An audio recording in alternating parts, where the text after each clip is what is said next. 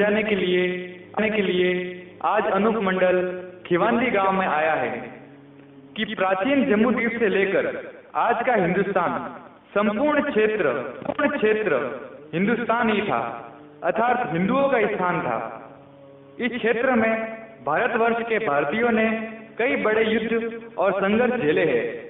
इन युद्धों में संघर्ष का परिणाम भी भयानक रहा है। आखिर ये युद्ध क्यों हुए? इस क्यों का जवाब हर युद्ध में अलग अलग रहा। पहले युग में अच्छाई, व्यवस्था और शक्ति के लिए लड़ते थे। दूसरे युग में पशुधन और स्त्री के लिए लड़ते थे।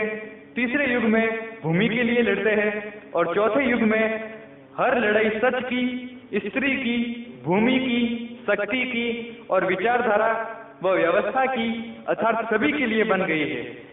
बात यहाँ आती है कि इन लड़ाइयों को लड़ाने के पीछे क्या मकसद है? हमारा मन ऐसा क्यों हो जाता है जिसके कारण हमको लड़ाई लड़नी पड़ती है? तो अनूप मंडल आपके सामने जगत हितकारिणी को लेकर आया है, जिसके द्वारा हमें पता चलता है कि जमीन माता एक जिंदा जीव है।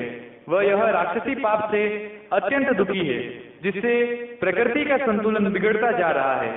समुद्र के बीच किसी अज्ञात टापू के ऊपर मायावी शक्तियों द्वारा विश्व का विनाश किया जा रहा है। इसीलिए हिंदू, मुसलमान, सिख, ईसाई एक दिल होकर कलयुग रूपी राक्षस को मिटाओ, तब ही संसार की औलाद बचेगी।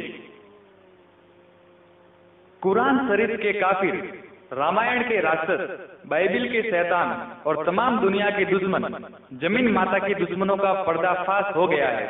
ये हमारे औलाद को 1,00,000 सालों से दुख दे रहे थे। जगत हितकारिणी की शुरुआत के अंदर इल्तमास में लिखित यह किताब मैंने फायदा आम के वास्ते और मेहनत तमाम और बहुत से रुपए खर्च करके तैयार की है। इस वास्ते सभी हजरात से गुजारिश है कि इस किताब को तमाम व कमाल हर्फ ब हर्फ गौर तमाम पढ़े और सोचे समझे और इन बनियों के जाल से बचे। जगत हितकारिणी के कुछ अंश इस प्रकार है। हिंदू और मुसलमान, अंग्रेज और सातों आठों विलायतों के बादशाह एक दिल होकर लालच को छोड़ दो और इन सौदागर महाजनान के जाल की पहचान करो और एक दिल होकर इन्हीं की शैतानी पाप को छुड़ाओ, जब तुम्हारे बाल बच्चे बचेंगे। नहीं तो ये सौदागर महाजन ऐसे है कि सबको गायब कर देंगे। Page number 5। सब दुनिया करामात के भरोसे भूली हुई और असल में इन महाजनान का ये जादू का जाल है और जादू की करामात चलाई है और दुनिया में ये कहते हैं कि फकीरों ने ही बददुआ दी है जो बादशाहों का राज जाता रहा है और असल में तो यह राज इन महाजनान के जादू से डूबा है। Page number 27। जब दुनिया जमीन माता की बीमारियों को नहीं समझती थी तो उससे कहा जाता था कि दुनिया जन्नत भूल गई है। वह जन्नत का नाम सुख और आराम का है। वह जमीन के सिवाय दूसरा जन्नत कोई नहीं है। Page number 33। मैं आप लोगों को बार बार लिखकर समझाता हूँ, सो इस अर्ज पे समझाता हूँ कि तुम दुनिया के लोगों की अक्लमंदी इन बनियों की शैतानी पाप से खत्म हो रही है। इससे दूसरे जीवन की पहचान तो क्या, तुमको अपने जिस्म की पहचान नहीं रही। Page number 41। पहले जमाने में बाप से पहले बेटा नहीं मरता था और अब बाप से पहले बेटा मर जाता है।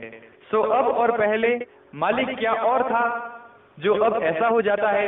Page number 45।